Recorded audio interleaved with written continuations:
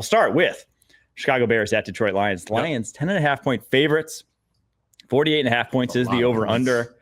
But we got some injury news for the Detroit Lions. Taylor Decker, left tackle, going to be a game-time decision with his knee. Carlton Davis, cornerback, going to be a game-time decision as well. The injuries now for this Detroit Lions team on the defensive side of the ball: Aiden Hutchinson, Marcus Davenport, John Kaminsky, Derek Barnes, Alex Anzalone, Ifeatu Melifonwu, and Enos Rakestra. 7 guys who were, most of them starters, a couple of them like a base starter or a big part of your defense, dime starter sort of player.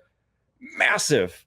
Yet they're still getting the job done. Yeah. I mean, that's culture. That's the next man up. And when, coaches often say next man up, and we've said this since Aiden went down. I just think the team's going to pick up where he left off, and we've seen it with week in, week out. Another guy goes down. Anzalone a few weeks ago. That list continues to grow.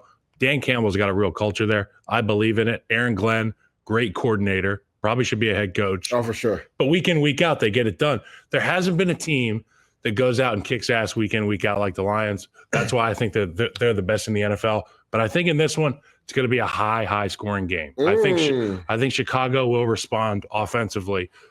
We've seen another gut punching loss. The best is always what we get from Caleb at the end of the game when they're down, when they need it. And when they're chasing this rabbit that is the Detroit Lions offensively, you're going to have to match that production. Yep. I think with Thomas Brown and Caleb Williams, they've been a lot of fun to watch the last few weeks. This is the biggest challenge of all. Obviously, the Flores defense was a big challenge. He aced that test. Yeah. It's on to the Lions here, but you have to match production from that offense because, man, oh, man, they're explosive. And what's the plan for Jamison Williams? Who's going to be with Amon-Ra St. Brown? Does Jalen travel? There's a lot of questions here. When I look at this, I got some information for you guys. Ooh. We know the Detroit Lions have probably been the most complete team so far this year, right? A lot of people rank them as the best team in football. For some odd reason, man, they haven't had the best luck on Thanksgiving. Losers of 7 straight on Thanksgiving. By the Packers. Yeah, and then when you look at the Chicago Bears adversely, right, they've won the last 4 on Thanksgiving, going 2-2 against the spread in that time. So I don't know what it is, because we saw this. This is the same scenario last year. Remember, Green Bay was fighting for their playoff lives, and they came into Detroit and beat the Detroit Lions down. Now, to Mike's point, a lot of injuries on that defensive side of the ball. Aaron Glenn has still been able to put people in places. We saw Anzalone go out. Malcolm Rodriguez, stood up and was really big for them last week.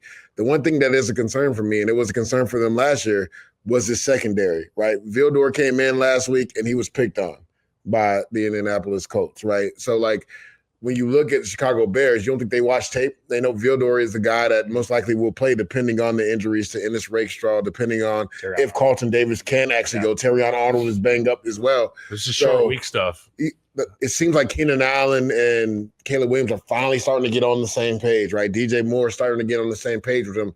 This could be a game, to Kyle's point, where it is a high-scoring game. 10.5 is massive for a divisional game, especially when you look at the history of the Detroit Lions. So I'm leaning towards Chicago covering the 10.5.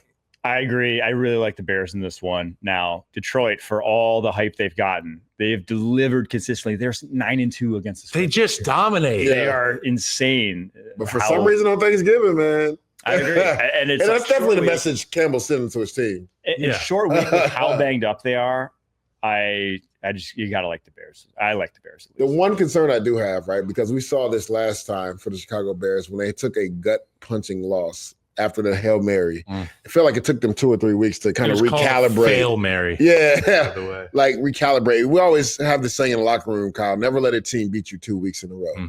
You wonder, after all the grittiness and fight that it took for them to get back into that game versus Minnesota, and then the opportunity to win it in overtime, and then Caleb takes a bad sack, you wonder where the mental fortitude of this team is on a short week. Now, the good thing is you get to go out there back on the field. You don't have to think about it the whole week. You get to go play.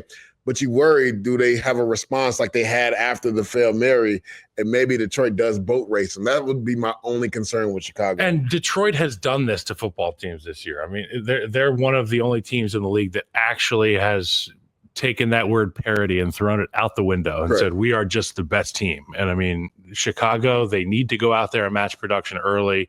I think it's we saw Caleb's best week last week. I could see him having an even better week this week in a matchup, understanding the gravity of the situation. The eyes of the football world are upon us, as the coaches used to say. First game out. We are center stage. Yeah. The people are awake for this one. For sure. Okay, like they're going to be sleeping in that afternoon window. They are going to be watching Jared Goff versus Caleb Williams. I can't wait to watch it.